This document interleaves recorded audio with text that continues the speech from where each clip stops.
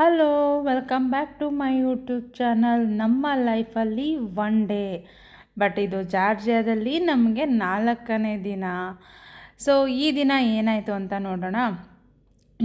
ನೀವು ಲಾಸ್ಟ್ ವಿಡಿಯೋದಲ್ಲಿ ನೋಡಿರೋ ಹಾಗೆ ನಾವು ಈಗ ಕುಟೈಸಿನಲ್ಲಿದ್ದೀವಿ. ಕುಟೈಸಿನಲ್ಲಿ ಏನದು ಕೆನಿಯನ್ ಬೋಟ್ ರೈಡ್ ನೋಡೋಕ್ಕಾಗಲಿಲ್ಲ, ತುಂಬಾ ಮಳೆ ಇದ್ದಿದ್ದರಿಂದ.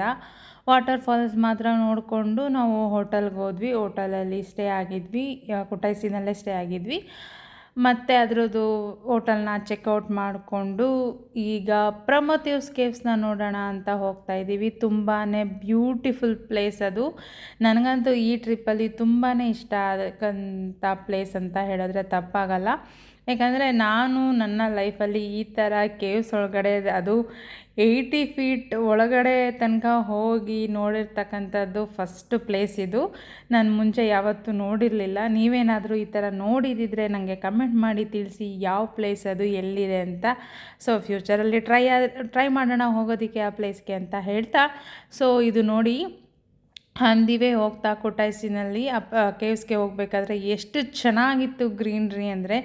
ನಮಗಂತೂ ಈ ಜಾಗ ಎಸ್ಪೆಷಲಿ ತುಂಬಾ ಇಷ್ಟ ಆಯಿತು. ನಾವಲ್ಲಿ ಫೋಟೋ ಎಲ್ಲ ತೊಗೋಬೇಕು ಅಂತ ಹೇಳಿ ಕಾರ್ನ ಕೂಡ ಸೈಡಿಗೆ ನಿಲ್ಲಿಸಿದ್ವಿ. ಸೊ ನಾವು ಫೈನಲಿ ಡೆಸ್ಟಿನೇಷನ್ಗೆ ರೀಚ್ ಆದ್ವಿ. ಅಲ್ಲೂ ಕೂಡ ಅಷ್ಟೇ ತುಂಬಾ ಚೆನ್ನಾಗಿತ್ತು ಗ್ರೀನ್ರಿ. ಯಾವ ಕಡೆ ನೋಡಿದ್ರೂ ಗ್ರೀನ್ರಿ, ತುಂಬಾ ಚೆನ್ನಾಗಿತ್ತು, ಯುನೀಕಾಗಿತ್ತು ಆ ಪ್ಲೇಸ್ ಅಂತ ಹೇಳಿದ್ರೆ ತಪ್ಪಾಗಲ್ಲ. ಆ ರೀಸನ್ಗೆ ನಾನೇನು ಆ ಬೋಟ್ ರೈಡ್, ವಾಟರ್ಫಾಲ್ಸ್ ಮತ್ತು ಇದು ಪ್ರಮೋತಿವ್ಸ್ ಕೇವ್ಸ್ನ ನೋಡಲೇಬೇಕು ಅಂತ ಕುಟೈಸಿಗೆ ಹಠ ಮಾಡಿ ಇದನ್ನು ನಮ್ಮ ಇಟಿನರಿನಲ್ಲಿ ಆ್ಯಡ್ ಮಾಡ್ಕೊಂಡಿದ್ವಿ. ಬಟ್ ಆದರೆ ಬೋಟ್ ರೈಡ್ ಮಾಡೋಕ್ಕಾಗಲಿಲ್ಲ ಅನ್ಫಾರ್ಚುನೇಟ್ಲಿ. ತುಂಬಾ ಜೋರು ಮಳೆ ಆಗಿದ್ದರಿಂದ ವಾಟರ್ ಫ್ಲೋ ಜಾಸ್ತಿ ಇದೆ ಅಂತ ಹೇಳಿ ಸ್ಟಾಪ್ ಮಾಡಿದರು. ಸೊ ಸ್ವಲ್ಪ ಬೇಜಾರಾಯಿತು. ಇಟ್ಸ್ ಓಕೆ, ಎಲ್ಲ ಒಂದೇ ರೀತಿ ಇರೋಕ್ಕಾಗಲ್ಲ ಅಲ್ವಾ ಅಂತ ಹೇಳ್ಬಿಟ್ಟು ಸೊ ನೆಕ್ಸ್ಟ್ ಡೇ ಈ ಪ್ಲೇಸ್ನ ನೋಡೋಕೆ ಹೋದ್ವಿ. ನೋಡಿ ಎಷ್ಟು ಚೆನ್ನಾಗಿದೆ ಅಲ್ವಾ ಗ್ರೀನ್ರಿ. ಅದು ಸ್ವಲ್ಪ ಮಳೆ ಬಂದು ಆ ತುಂತುರು ಹನಿ ಮರದ ಮೇಲೆ ಇದ್ದಿದ್ದಕ್ಕೂ ಅದನ್ನೆಲ್ಲ ವೈಬ್ ನೋಡ್ತಾ ಇದ್ದರೆ ಅರ್ಲಿ ಮಾರ್ನಿಂಗು ತುಂಬಾ ಅಂದರೆ ತುಂಬಾ ಬ್ಯೂಟಿಫುಲ್ ಅಂತ ಅನಿಸ್ತಾಯಿತ್ತು. ನಿಮ್ಗೇನು ಅನಿಸ್ತಿದೆ ಅಂತ ನನಗೆ ಕಮೆಂಟ್ ಮಾಡಿ. ನನಗೆ ಈ ಥರ ಲಾಂಗ್ ಡ್ರೈವ್ ಹೋಗಬೇಕು ನಾನು ಮತ್ತು ಅಂಜನ್ ಅಂತ ಆಸೆ ಆಗ್ತಾಯಿತ್ತು ಆ ಜಾಗ ನೋಡ್ತಾ ಇದ್ದರೆ.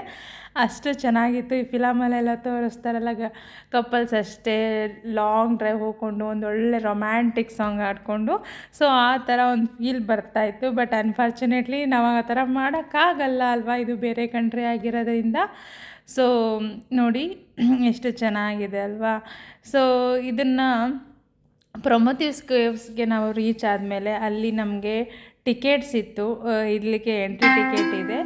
ಸೊ ಎಂಟ್ರಿ ಟಿಕೆಟು ನನಗೆ ಮರ್ತೋಗಿದೆ ಎಷ್ಟು ಕೊಟ್ವಿ ಅಂತ. ಮೇ ಬಿ 15 ಜೆಲ್ ಅನಿಸುತ್ತೆ. ಮೇ ಬಿ ನಂಗೆ ಮರ್ತೋಗಿದೆ. ಸಾರಿ ಏನಾದರೂ ರಾಂಗ್ ಇನ್ಫಾರ್ಮೇಷನ್ ಕೊಟ್ಟಿದ್ದರೆ. ಬಟ್ ಜಾಸ್ತಿ ಅಂತೂ ಇಲ್ಲ, ಅಷ್ಟರಲ್ಲೇ ಇದೆ. ಸೊ ಇದು ನಿಮಗೆ ಎಲ್ಲರೂ ಅದನ್ನು ಒಂದು ಗ್ರೂಪ್ ವೈಸ್ ಕರ್ಕೊಂಡು ಹೋಗ್ತಾರೆ. ನೀವು ಅಲ್ಲಿ ವೆಯ್ಟ್ ಮಾಡಬೇಕಾಗುತ್ತೆ ½ ಆನ್ ಅವರ್ ಅಥವಾ 1 ಅವರು. ಸೊ ಅಲ್ಲಿ ನಾವು ಸ್ವಲ್ಪ ಫೋಟೋಶೂಟ್ ಎಲ್ಲ ಮಾಡಿಕೊಂಡು ರೀಲ್ಸ್ ಎಲ್ಲ ಮಾಡ್ಕೊಂಡಿದ್ವಿ. ಹೊರಗಡೆನೂ ಅಷ್ಟೇ ತುಂಬ ಚೆನ್ನಾಗಿತ್ತು ಸೀನ್ರಿ. ಸೊ ಇದು ನೋಡ್ತಾ ಇರ್ಬೋದು ಎಂಟ್ರೆನ್ಸಲ್ಲಿ ಅದರೊಳಗಡೆ ಏನೇನೆಲ್ಲ ಇದೆ ಅಂತ ಅಂದು ಹೊರಗಡೆ ಡಿಸ್ಪ್ಲೇ ಹಾಕಿದರು. ತುಂಬಾ ಅಲ್ಲಿನ ಇನ್ಸ್ಟ್ರಕ್ಟರು ಸ್ವಲ್ಪ ಮಾತಾಡ್ತಾರೆ, ಅದನ್ನು ಕೇಳಿಸ್ಕೊಳ್ಳಿ ಏನು ಅಂತ. Don't touch scarlet items out of light. Take pictures without flash and don't stay away from the group, please.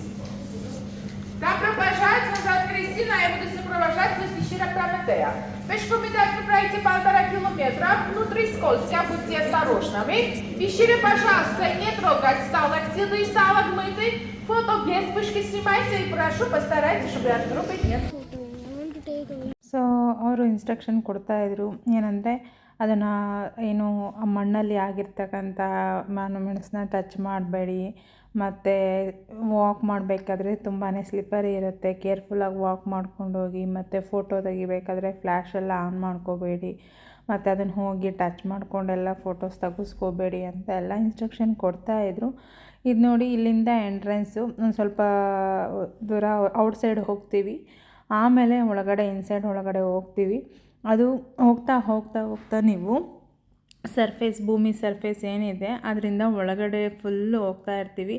Almost 80 feet ಒಳಗಡೆ ಹೋಗ್ತೀವಿ. ನಿಮಗೆ ಗೊತ್ತಿರ್ಬೋದು ಬೋರ್ ಹಾಕ್ಸ್ಬೇಕಾದ್ರೆ 50 ಅಡಿ ಹೋಯ್ತು, 30 ಅಡಿ ಹೋಯ್ತು, ಅಥವಾ 80 ಅಡಿ ಹೋಯ್ತು, 100 ಅಡಿ ಹೋಯಿತು ಅಂತ ಹೇಳ್ತಾ ಇರ್ತೀವಲ್ವ. ಸೊ ನನಗೆ ಆ ಥರ ಒಳಗಡೆ ಹೋದಾಗ ಅದೇ ಫೀಲ್ ಅನಿಸ್ತಾ ಇತ್ತು. ಏನಂದರೆ ನಾವು ಇವಾಗ ನಾವು ಲಾಸ್ಟು ಕೇವ್ಸ್ನ ಕ್ಲೋಸ್ ಎಂಡ್ ಆಗಿದ್ದು, ಇನ್ನೂ ತುಂಬ ಒಳಗಡೆ ಹೋಗೋದಿದೆ ಅಂತ ಇದೆ, ಬಟ್ ಅಲ್ಲೆಲ್ಲ ಕ್ಲೋಸ್ ಮಾಡಿದರು. ಸೊ ಅದು ಇನ್ನೂ ನಡೀತಾ ಇದೆ ಅನಿಸುತ್ತೆ. ಏನಾದರೂ ಫ್ಯೂಚರಲ್ಲಿ ಏನಾದರೂ ಗೇಟ್ಸ್ ಓಪನ್ ಮಾಡ್ಬೋದೇನೋ ಗೊತ್ತಿಲ್ಲ. ಬಟ್ ನಮಗೆ ಇಲ್ಲಿನ ತನಕ 80 ಫೀಟ್ ತನಕ ಮಾತ್ರ ನಮ್ಮನ್ನು ಒಳಗಡೆ ಬಿಟ್ಟಿದ್ದರು. ಅಲ್ಲಿ ಒಳಗಡೆ ಹೋಗ್ತಾ ಹೋಗ್ತಾ ಹೋಗ್ತಾ ನಿಮಗೆ ನನಗನ್ನಿಸ್ತಾ ಇತ್ತು ನಾವು ಇವಾಗ ಓಕೆ, ಇವಾಗ ಬೋರ್ ಹಾಕ್ಸ್ಬೇಕಾದ್ರೆ 80 ಫೀಟ್ ಒಳಗಡೆ ಹೋದರೆ ನಮಗೆ ಏನೇನೆಲ್ಲ ಕಾಣಿಸ್ಬೋದು ಅಂತಂದು ಒಂದು ಇಮ್ಯಾಜಿನೇಷನ್ ಓಡ್ತಾ ಇತ್ತು ನನ್ನ ತಲೆಯಲ್ಲಿ. ಸೊ ಇದು ಒಳಗಡೆ ಹೋದಾಗ ಅದು ಏನು ನೀರಿಂದು ಸೋರಿಕೆ ಶುರುವಾಗುತ್ತಲ್ವ, ಸೊ ಆ ಥರ ಅಲ್ಲಿ ನೀರು ಎಲ್ಲ ಕಡೆ ವೆಟ್ಟಿತ್ತು. ಮತ್ತು ನೀರು ಹರಿತಾ ಇತ್ತು, ತೊಟ್ಟಿಗ್ತಾ ಇತ್ತು ಅಲ್ಲಲ್ಲಿ ಡ್ರಾಪ್ಸ್ ಥರ. ಸೊ ಫುಲ್ 80 ಫೀಟ್ಗೆ ಹೋದಾಗಂತೂ ನೀರು ಫುಲ್ ಫ್ಲೋ ಆಗ್ತಾಯಿತ್ತು, ಹರಿತಾ ಇತ್ತು. ಸೊ ನಾವು ಅವಾಗ ಅಂದ್ಕೊಂಡ್ವಿ, ಈ ಜಾಗದಲ್ಲಿ ನೀರಿದೆ, ಬೋರ್ ಹಾಕ್ಸಿದ್ರೆ ನೀರು ಸಿಗುತ್ತೆ ಅಂತ ನಾನು ಅಂಜನ್ ಮಾತಾಡ್ತಾ ಇದ್ವಿ. ಸೊ ನೋಡಿ ಎಷ್ಟು ಚೆನ್ನಾಗಿದೆ ಅಲ್ಲ, ಬ್ಯೂಟಿಫುಲ್ ಆಗಿತ್ತು. ಅದು ನ್ಯಾಚುರಲ್ಲಾಗಿ ಆ ಥರ ಎಲ್ಲ ಅದು ಆಗಿರೋದು. ನಾನು ಹೇಳಿದ್ನೆಲ್ಲ ನೀರೆಲ್ಲ ತೊಟ್ಟಿಗ್ತಿದೆ ಅಂತ. ಸೊ ನೋಡಿ ಅಲ್ಲಲ್ಲಿ ಡ್ರಾಪ್ಸ್ ಥರ ಬರ್ತಾ ಇತ್ತು ನೋಡಿ, ಇಲ್ಲಿ ಕಾಣಿಸ್ತಿದೆ ಅಲ್ಲ ಆ ಥರ. ಮತ್ತು ಲೈಟಿಂಗ್ಸ್ ಮಾತ್ರ ಇವರೇ ಅಲ್ಲಲ್ಲಿ ಸೆಟಪ್ ಮಾಡಿದರು, ಯಾಕಂದರೆ ನಮಗೆ ಕಾಣಿಸ್ಬೇಕಲ್ವ ಏನಾದರೂ ಸ್ವಲ್ಪನಾದ್ರೂ ಅಂತಂದ್ಬಿಟ್ಟು ಅಲ್ಲಲ್ಲಿ ಇವರೇ ಲೈಟಿಂಗ್ಸ್ನ ಆರ್ಗನೈಸ್ ಮಾಡಿದರು. ತುಂಬಾ ಚೆನ್ನಾಗಿತ್ತು ಆ ಲೈಟ್ ಎಫೆಕ್ಟ್ಸು, ಆ ಮ್ಯೂಸಿಕ್ಕು, ಅಲ್ಲಲ್ಲಿ ಮ್ಯೂಸಿಕ್ ಬೇರೆ ಬರ್ತಾಯಿತ್ತು. ಸೊ ಇದ್ರದ್ದು ಫುಲ್ ವಿಡಿಯೋ ನಾನು ಪ್ರಮೋತಿವ್ಸ್ ಕೇವ್ಸ್ದು ಒಂದು ವಿಡಿಯೋ ಫುಲ್ ಹಾಕಿದ್ದೀನಿ ಯೂಟ್ಯೂಬಲ್ಲಿ ಆಲ್ರೆಡಿ. ನೀವು ನೋಡಿಲ್ಲ ಅಂದರೆ ಹೋಗಿ ನೋಡ್ಬೋದು. ನಾನು ಇದೇ ಹೇಳಿದ್ದು ಲೈಟಿಂಗ್ಸ್ ಅಂತ ಹೇಳಿ. ಎಷ್ಟು ಚೆನ್ನಾಗಿದೆ ಅಲ್ವಾ. ಇದು ಮ್ಯೂಸಿಕ್ಕಿಗೆ ತಕ್ಕಂಗೆ ಸ್ವಲ್ಪ ಚೇಂಜ್ ಆಗ್ತಾಯಿತ್ತು. ತುಂಬಾ ಬ್ಯೂಟಿಫುಲ್ ಅಂತ ಅನಿಸ್ತು ಈ ಪ್ಲೇಸ್ ಮಾತ್ರ ನನಗೆ. ಇಲ್ಲಿಂದ ನಾವು ಮುಗಿಸ್ಕೊಂಡು ನೆಕ್ಸ್ಟು ಪ್ಲೇಸ್ಗೆ ಹೋಗೋಣ ಅಂತ ಹೇಳಿ ಟಿಬ್ಲಿಸಿ ಕಡೆ ಬಂದ್ವಿ. ಇದು ಟಿಬ್ಲಿಸಿದು ಸ್ಕ್ವೇರು, ನಿಮಗೆ ಫ್ರೀಡಮ್ ಆಫ್ ಸ್ಕ್ವೇರ್ ಅಂತ ಕರೀತಾರೆ, ನೋಡ್ತಾ ಇರ್ಬೋದು. ನಾನು ನಿಮಗೆ ಲಾಸ್ಟ್ ವಿಡಿಯೋದಲ್ಲಿ ಹೇಳಿದ್ದೆ ಇಲ್ಲೇ ಫಸ್ಟು ಮೆಕ್ಡೊನಾಲ್ಡ್ಸ್ ಓಪನ್ ಆಗಿದ್ದು ಅಂತ ಅಂದು. ಸೊ ಆ ಮೆಕ್ಡೊನಾಲ್ಡ್ಸಲ್ಲಿ ನಾವು ಲಂಚ್ ಮಾಡಿದ್ವಿ. ಲಂಚ್ ಮಾಡಿಕೊಂಡು ನಾವು ನೆಕ್ಸ್ಟ್ ಹೊರಟಿದ್ದೆ ಬಕುರಿಯಾನಿ ಕಡೆ. ಒನ್ ಮೋರ್ ಸ್ನೋ ಸಿಟಿ ಅಂತ ಹೇಳ್ಬೋದು ಜಾರ್ಜಿಯಾದಲ್ಲಿ. ಬಟ್ ಇಲ್ಲಿ ಅಷ್ಟು ಸ್ನೋಫಾಲ್ ಇರಲ್ಲ ಕಂಪೇರ್ ಟು ಗೋದಾರಿ ಅಂತ ಹೇಳ್ತಾರೆ. ಬಟ್ ನಮಗೆ ಗೋದಾರಿನಲ್ಲಿ ತುಂಬಾ ಸ್ನೋಫಾಲ್ ಇದ್ರಿಂದ ಎಂಥ ಎಕ್ಸ್ಪೀರಿಯೆನ್ಸ್ ಮಾಡೋಕ್ಕಾಗಿರಲಿಲ್ಲ, ನಾನು ಹಿಂದಿನ ವಿಡಿಯೋದಲ್ಲಿ ಹೇಳ್ದಾಗೆ. ಬಟ್ ನಮಗೆ ಬಕುರಿಯಾನಿನೂ ಎಕ್ಸ್ಪೀರಿಯೆನ್ಸ್ ಮಾಡಬೇಕಿತ್ತು, ಯಾಕಂದರೆ ನಾವು ಸ್ನೋ ನೋಡೋಕ್ಕೆ ಅಂತಲೇ ಜಾರ್ಜಿಯಾಗೆ ಹೋಗಿದ್ದರಿಂದ ನಾವೆರಡು ಪ್ಲೇಸ್ನೂ ಎಕ್ಸ್ಪೀರಿಯೆನ್ಸ್ ಮಾಡೋಣ ಅಂತ ಹೇಳಿ ಆ ಜಾಗಕ್ಕೆ ಹೋಗಿದ್ವಿ.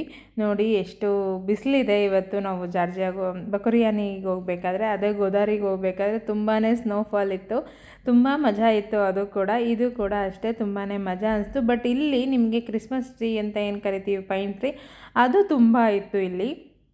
ಇನ್ನೇನು ನಿಯರ್ ಬಕುರಿಯಾನಿಗೆ ಹೋಗ್ತಾ ಅಂತೂ ಅದ್ರ ಮೇಲೆ ತುಂಬಾ ಸ್ನೋ ಕೂತಿತ್ತು.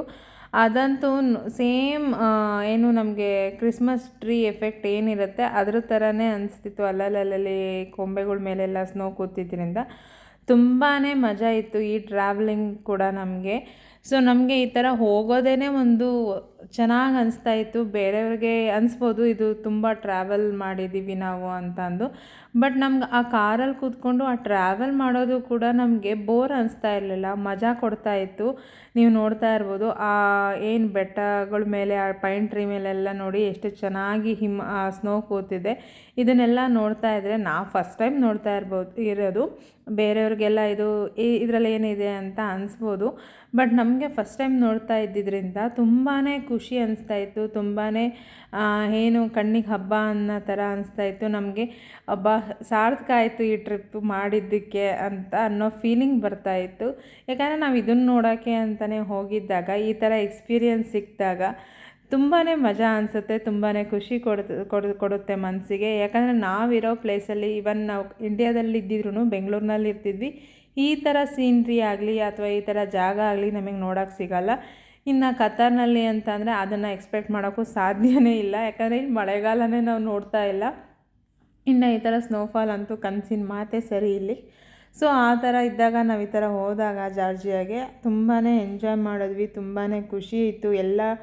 ಎವ್ರಿ ಟ್ರಿಪ್ ಕೂಡ ಎಂಜಾಯ್ ಮಾಡಿದ್ವಿ ಅಂತ ಹೇಳಿದ್ರೆ, ಎವ್ರಿ ಮೂಮೆಂಟ್ ಕೂಡ ಎಂಜಾಯ್ ಮಾಡಿದ್ವಿ ಅಂತ ಹೇಳಿದ್ರೆ ತಪ್ಪಾಗಲ್ಲ.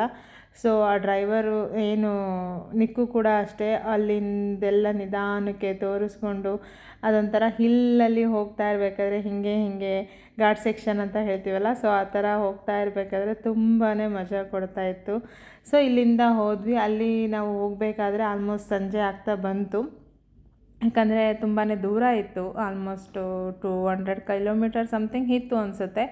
ಸೊ ತುಂಬಾ ದೂರ ಇದ್ದಿದ್ದರಿಂದ ಸೊ ಸಂಜೆ ಆಗ್ತಾ ಬಂದಿತ್ತು. ನಾವು ಹೋಗೋ ಅಷ್ಟರಲ್ಲಿ ಅಲ್ಲಿ ಕೇಬಲ್ ಕಾರೆಲ್ಲ ಕ್ಲೋಸ್ ಆಗಿತ್ತು ಆಲ್ರೆಡಿ. ಸೊ ಅಲ್ಲಿಂದ ನಾವು ಹೋಟೆಲ್ಗೆ ವಾಪಸ್ ಹೋದ್ವಿ. ಹೋಟೆಲ್ನ ಚೆಕ್ ಇನ್ ಮಾಡಿಬಿಟ್ಟು ಅಲ್ಲಿ ನಮಗೆ ಗೋದಾರಿನಲ್ಲಿ ಸ್ನೋಮ್ಯಾನ್ ಮಾಡೋಕ್ಕೆ ನಮಗೆ ಟೈಮ್ ಸಿಕ್ಕಿರಲಿಲ್ಲ, ಯಾಕಂದರೆ ಹೆವಿ ಸ್ನೋಫಾಲ್ ಇದ್ದಿದ್ದರಿಂದ ಮಕ್ಕಳು ಮಾಡೋಕ್ಕಾಗಿರಲಿಲ್ಲ.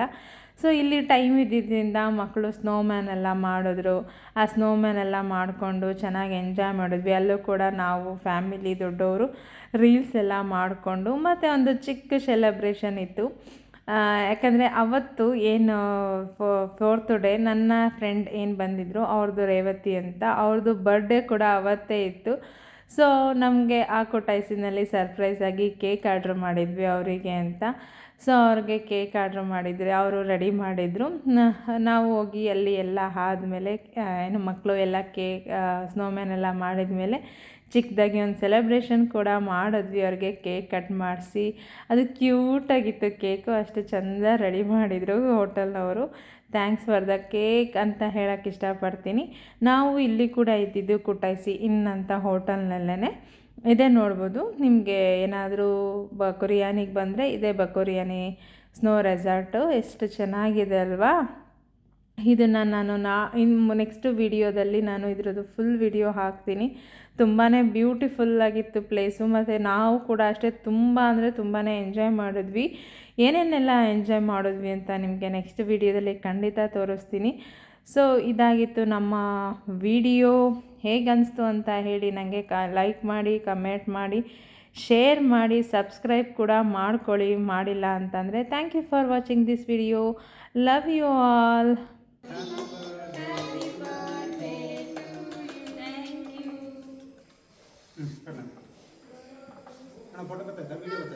ವಿಡಿಯೋ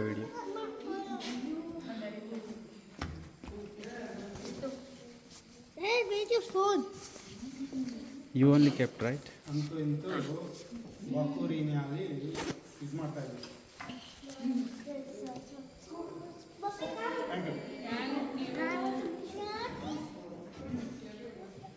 ಜೀಜು ಬೇಡ.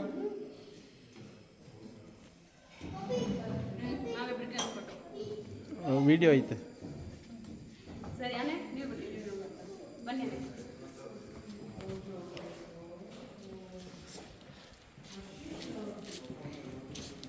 ಬಾಗಿ cake. Happy birthday to me. Thank you. Very good.